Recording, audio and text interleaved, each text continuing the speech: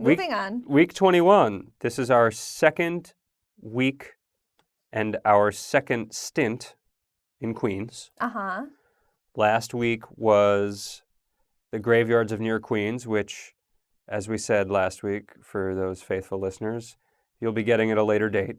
Yeah. Last week we did an election update, but we are in Queens again, and this is the road to Fort Totten. Yeah. Fort Totten, for those that are unfamiliar, is a park that was formerly owned by the federal government as a military base up until the 1990s, at which point it was turned over to the city, and the city has distributed it to various organizations, including the FDNY, NYPD, first responders, and a couple of nonprofits, which we'll get to in a second. And before that, it also had a history as being privately owned by several different families. And our trip this week was to walk to there, which was in fact half a marathon, basically, about 13 miles or so. Do a little loop and then head back down to the Jamaica area, at which point we take a train home. That's right. So it was a really nice park. It was. It really was. Yeah, it's, well, can I say also the history of it is that previous to being privately owned, it was also owned by Native American people, or was lived on by Native American people. Sure. So that's the full story then, at least as far as we know. Yep.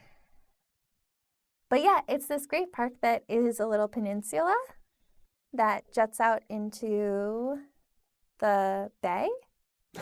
The bay. No, I don't recall the bay offhand that is right there. Yeah, I can't remember right now. But it's the strip of water that's between Queens and Long Island. So I'm going to look it up Great while Neck. you keep talking. Wonderful.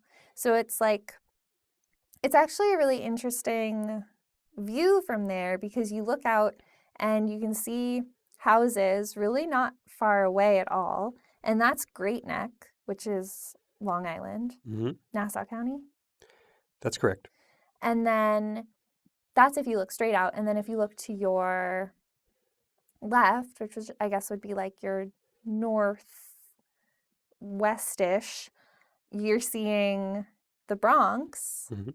And you're seeing two bridges, one of which is the Throgs Neck, which goes over to the Bronx. One of which is, do you remember? Which the other bridge? That's fine. There's two bridges. One is the Throgs Neck. One is the Whitestone. Is it the Whitestone? That's further off in the distance, yeah. Okay. Yeah, and it's just, I mean, I don't know, maybe... And it's Little Neck Bay or Little Bay. Okay. There's two separate bays there. A Bay Bay. And yeah, you can see Great Neck, and it's like very much the original Gold Coast era housing. And it's funny to think about how we'll probably talk about this next week even, but historically, the quote-unquote country in New York City, and like how where we were standing was country, and obviously it's not country anymore. And then you could see across the bay, and that was country for a period of time, and it's not anymore. Yeah. And it just continually expanded further and further. Yeah, it's really interesting to think about the people that owned that land prior to the government owning the land. It was their country house. It was like their farmhouse and their country house. There were people that worked in Manhattan, but then would as if people, like how people vacation and weekend upstate now. They would just go to Queens. It was the Willits family estate for 20 years.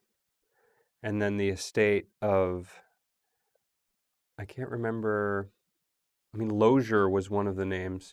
There were two other names there as well, which I don't recall offhand. But There's only so much we can take in. We had the pleasure of meeting with a man named Paul is the president of the Bayside Historical Society, which is located at Fort Totten. Mhm. And Paul gave us so much really incredible information about the location and about the fort and about what goes on there now and what happened before and about those families, and showed us around. And I feel like, I mean, just in general in New York, there's so much to take in. And my brain, like, I can only remember so much. Yeah. Don't be too disappointed in us, Paul. We're sorry. Well, yeah. But we actually intend to have Paul on the podcast several months from now when we go back to that area for another trip to Queens. Yeah. So And that's when we can get like the real details the hard dirt. recorded, and then we'll know for sure that we have the true facts. Yeah.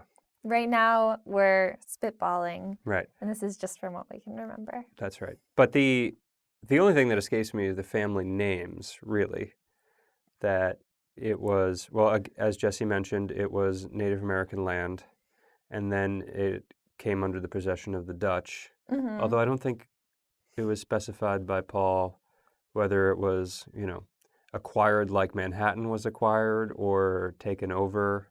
It was, I don't think he specified. I don't remember now. No, but there are a number of archaeological digs that have occurred in the area, and part of the historical society's, I guess, educational curriculum is to have kids come and like see what they have like mock-ups of archaeological digs. It's cool. Yeah, it was. We got a little tour of the Historical Society and got to see what the kids would see when they come on these field trips. And yeah, it was fun. Like it made me feel like a kid walking in there and looking at it.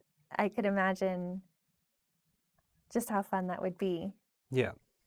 And they had like dioramas set up and like. But like different... big like child size diorama that would make the kid feel like they're actually like in the dig, seeing, and then it showed the different levels of the ground of like what you might find up top. It would be more recent things, and then each level below was from different eras. Right.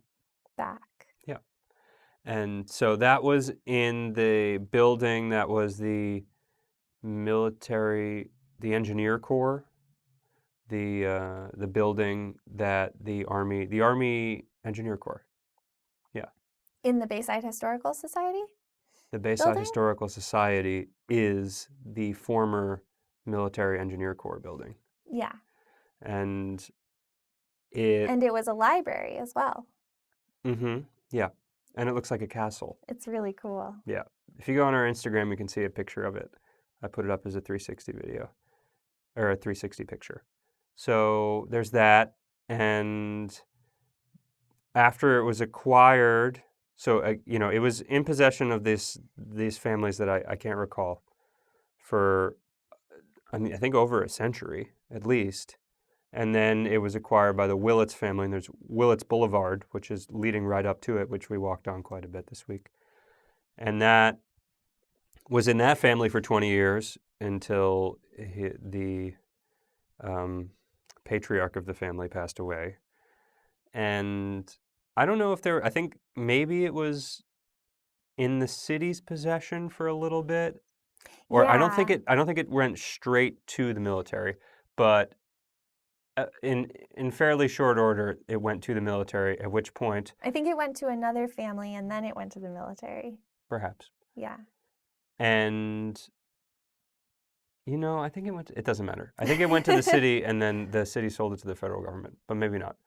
Anyway, at that point, it became a military fort, much like Fort Wadsworth, which we visited earlier in Staten Island.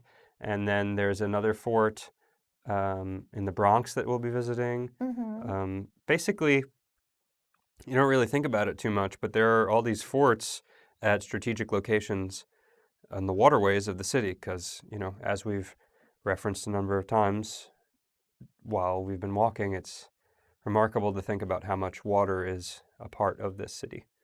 And so in the 1860s, coinciding with the Civil War, the federal government undertook a project to build a battery at the shoreline of Fort Totten Mm-hmm. in the midst of the Civil War, and according to what Paul was telling us, it was kind of a fiasco Yeah. as far as um, misappropriation of funds, or at least it was not considered a good use of funds. Well, it sounds like they started building it with the intention of building it 4 stories tall, and then got to the second story, and it turned out that there was no use for it anymore. Well, it had become obsolete. Right. The artillery that was being used in warfare at that time made it so that it could penetrate the walls of the battery. Right. So there was no Exactly. point to continue. Yeah. But I think even before that, it was considered and not the greatest use of funds. I think something like Oh, $250,000 yeah. at the time. And yeah, I don't know whether or not the idea was that they wanted to have a fort in the Bronx and a fort down there so that they could secure any ships coming through the waterway. Mm-hmm. And it's just funny to think that that was a consideration at some point, that, foreign powers could come and invade in that manner. Yeah. Not to say that that couldn't happen at some point now, but it's just, I mean, particularly with the nuclear age, it's just like a different ballgame, whatever modern warfare is. Yeah. Nevertheless, this structure still exists there. And we went on Tuesday and met with Paul, and it was locked up. It's locked up because of COVID. And we inquired as to whether or not we could potentially get in. And Paul was very generous and said that he would ask the local parks department head if we could get in. Mm-hmm. And so on Friday, we checked in, and it was a little bit rainy, which kind of made it iffy as to whether or not we could get in. And sure enough, we were able to get the gates unlocked and go in. Yeah. Yeah, and it was so cool. I I mean, I think partially because it was raining and we were the only ones there. We had the whole battery to ourselves to explore. And again, like, I mean, I guess this park must be really good for kids because, like, again, I just felt like a kid. Like, we could kind of like move about it and look out the windows and see the bridge and see the water and hear the water. It was so quiet, and you could imagine, I mean, it was never used, like you said, but you could kind of imagine being out there a really long time ago and waiting for some sort of battleship to show up from behind those windows. Yeah. If you've ever been to a place like a Fort Lauderdale, or like Mm-hmm. anywhere with like the Spanish architecture forts, it felt a lot like that. It Yeah. also had a relatively recent pop culture connection. During the final season of Game of Thrones, they placed a number of iron thrones around New York City for people to find, and one of them was hidden inside the fort. Oh, it was there? Yeah. Oh, cool. No, I And think it was all over the world. They I put thought, one, they oh, put and what, just 5 one all was in New over the York world, City? and one Oh, just you're happened to right. be in New York City. Okay, my mistake. But yes, that one was in Oh, cool. I Fort didn't Totten. realize it was there. Yeah. Huh. Yeah, so that was cool to be in, and cool to be there when nobody else was there. And it we managed to get a lot of 360 footage, which I'd recommend you check out the video for that. It should be out by the time that you're watching this or listening to Mhm. this.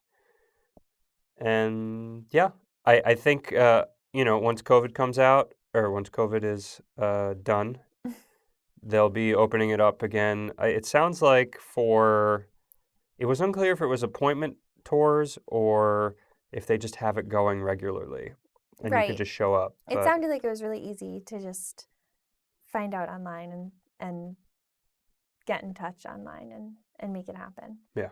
regardless. Yeah. But like, yeah, like post-COVID, like when things are open again.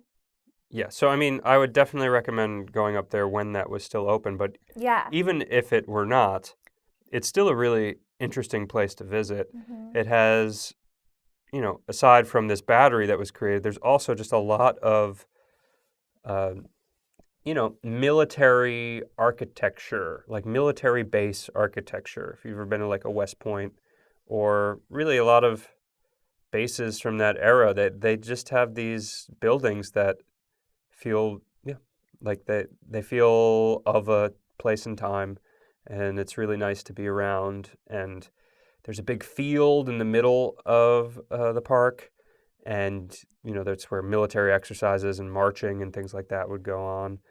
This is where the FDNY trains its cadets. Mm-hmm. So all week we were seeing cadets in various states of doing drills and whatnot, even in the rain, Yeah. which was fun. Which makes sense. Yeah.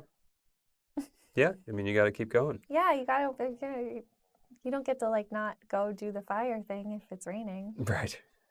There's also Army Reserve there. There's police Mm-hmm. there, as I mentioned earlier, first responders, and they all have their own building. The buildings are in like various states of disrepair, which is kind of interesting. But according to Paul, things are on the upswing as far as getting these buildings rehabilitated. Yeah. So, And it was interesting. He was also telling us that in regards to that, the part of the reason that they are in disrepair is because that park and that area, they're really particular about making sure that things are refurbished to the original quality and like with historical, like using the historical style and materials, that's right? correct. Yes. And so it makes it more difficult than a lot of people could just, you can't just like easily toss some new siding up or something. You have to like put the money and put the time and effort into it. Yeah. It seemed, I asked specifically if it was National Register of Historic Places, and it was not. So I don't know. I think he was saying that the exterior is more stringent than the interior, Mm-hmm. but nevertheless, it is not a usual rehab of a building. So yeah, Yeah. it was definitely a great place to visit, worthwhile for people that like military history, that like parks, people that feel like they've lived in New York and have seen everything in New Yeah. York. I mean, even potentially for more ambitious tourists that are looking to say they've done something that not a lot of people do. Sure. Or if you're coming from Long Island, Mm-hmm. Yeah. it's pretty close over there. Yeah. Yeah. Yeah, I was going to say it's a really interesting spot on the map, too. I think that view out onto the water there, it's definitely a unique view of the city. I mean, I don't know, could you even see the city from there? I think you could. You can. But and I guess this is something we've been noticing, and we will continue to notice, I'm sure. Obviously, every time you look at the city from a different neighborhood, you're looking at it from a different angle. But that particular spot, for some reason, like as many times as I've looked at the map, I never really realized that there was a point where Queens and the Bronx were so close to each other. Mm-hmm. So that in itself makes it kind of interesting too. I maybe because I just don't always have a complete sense of direction, like cardinal directions. I feel like when I'm seeing land that I don't expect to be close by, it like completely turns me around in a way that's like not freaky, but just kind of fun. It makes me feel like I'm like placeless for a moment. Mm-hmm. And there's a jetty that's there as well, right before the Oh main yeah. entrance. People were fishing. Yeah. There are There were people, signs that said don't go on the jetty, but there were a lot of people on the a lot jetty of people on the jetty. every day. It seems like a common fishing spot. Common fishing spot on the shoreline nearby. People digging for shellfish, or like bivalve shellfish, like Mm. mussels and clams and whatnot. There were I didn't tell you about this. Lots of rats in the jetty. Oh no! Like a lot. Maybe that's why it says not to go on the jetty. Well, people throw their garbage in there, so the rats are, just Ugh, living on the garbage, I presume. But I don't care for that. I know. I Yeah. don't think there's anybody that's, a big fan of the Yeah. rat trash connection. But it was still a cool Yeah. place to walk out to. I wonder if it's particularly bad right now because the rats are really like, they're having a hard time. Maybe. They are. Haven't you heard? No, I haven't heard. Because of COVID, because the restaurants are not throwing out as much trash as normal. Sure. Tough time to be a rat. Yeah. Yeah. They got to go out to the jetty. So Fort Totten, definitely recommended, particularly when COVID's over. Go out and check it out. Yeah. But I guess if you're looking for something to do Yeah, too. it's a great thing to do now too. Why not? Yeah. Yeah.